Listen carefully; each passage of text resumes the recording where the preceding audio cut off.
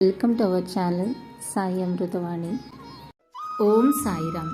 ఈరోజు బాబా గారు మనకి అందిస్తున్న సందేశం గురించి తెలియజేస్తున్నాను. ఎవరైతే వింటున్నారో వాళ్ళు నిజంగా చాలా అదృష్టవంతులు. ఈరోజు మనం శ్రీపాద శ్రీవల్లభ స్వామి వారి యొక్క ఒక దివ్యమైన అద్భుతం గురించి తెలుసుకుందాం.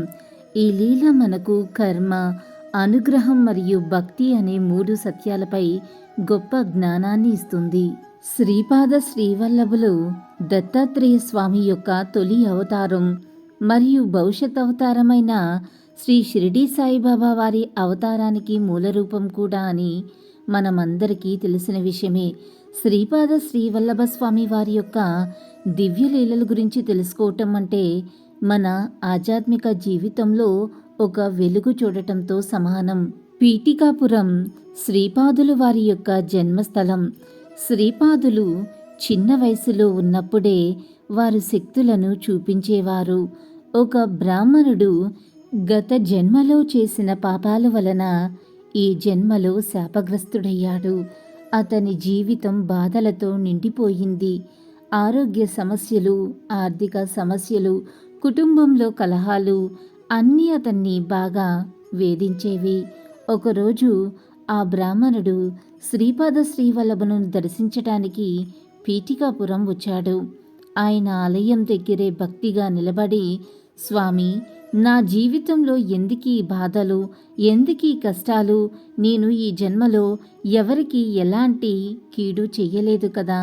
నాకు ఊహ తెలిసిన దగ్గర నుంచి ఎవరికి ఎలాంటి కష్ట నష్టాలను కూడా కలిగించలేదు కదా. మరి నాకెందుకయ్యా ఇన్ని కష్టాలు వచ్చి పడ్డాయి? మరి నా జీవితంలో నేను ఎందుకని ఇలాంటి బాధలను అనుభవిస్తున్నాను? నాకు ఎప్పుడు విముక్తి లభిస్తుంది అని అడిగాడు. శ్రీపాదులు చిరునవ్వుతో ఆ బ్రాహ్మణ్ణి చూసి అతని గత జన్మలను తిలకించారు.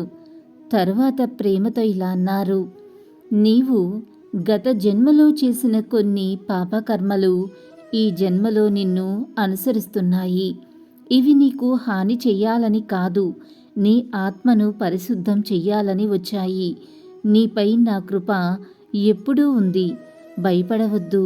నీవు ఈ క్షణం నుండి విముక్తుడవు అవుతావు. అనంతరం శ్రీపాదులు ఆ బ్రాహ్మణుని సమీపంలో ఉన్న పవిత్ర నదిలో స్నానం చేయించారు. ఆ స్నానం తర్వాత అతని శరీరంలో జరిగిన మార్పులు మహా అద్భుతం. అతని ముఖంలో ప్రకాశం, మనసులో నిశ్చల శాంతి. ఆ రోజు నుండి అతని జీవితం మారిపోయింది. ఎప్పుడూ కూడా నీ కర్మఫలాన్ని చూసి భయపడి పారిపోవద్దు. అది నీకు పవిత్రతను ప్రసాదించేందుకు మాత్రమే వస్తుంది. కానీ నా అనుగ్రహం వలన అది నీకు ఎప్పటికీ కూడా హాని చెయ్యదు.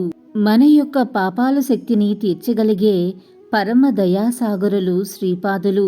వారి యొక్క కరుణా కటాక్షం అందరికీ లభించాలంటే మనం కూడా ఎంతో నమ్మకంతో, భక్తితో ముందుకు నడవాలి.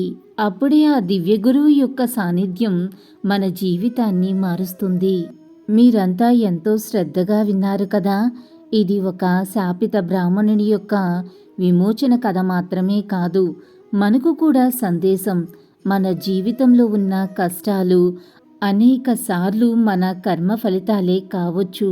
కానీ ఒక నిజమైన గురువు యొక్క అనుగ్రహం కలిగినప్పుడు కర్మ కూడా కనికరం చూపుతుంది.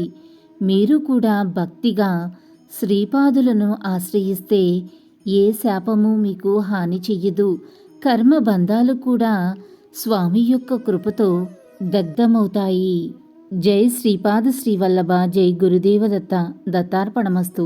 ఇలా ప్రతిరోజు కూడా ఒక అద్భుతమైన గురువు చేసిన లీలలను వింటున్నా, తెలుసుకుంటున్నా మనకు గురువు మీద ఉన్న నమ్మకం కోల్పోకుండా ఉంటాము. గురువు యొక్క కృప ఉంటేనే ఆయన యొక్క అద్భుతాలను ఇంకా వినాలని, తెలుసుకోవాలని మనకు ఉంటుంది. అలా ఆయన యొక్క లీలలను వినాలని అనిపిస్తుందంటే మనకి దత్తుడి యొక్క కృప మన మీద ఉన్నట్లే. ప్రతి ఒక్కరూ కూడా ఏదో వినాలి అంటే ఎప్పటికీ వినలేము. ఎన్నో జన్మల పుణ్యఫలం ఉంటేనే ఆయన యొక్క లీలలను మనం అర్థం చేసుకోగలుగుతాము. నిజానికి ఇలాంటి లీలలను ఎవరైతే వింటున్నారో వాళ్ళు నిజంగా చాలా అదృష్టవంతులు. అల్లా మాలిక్, అల్లా అచ్చా కరేగా. ఓం సాయిరామ్.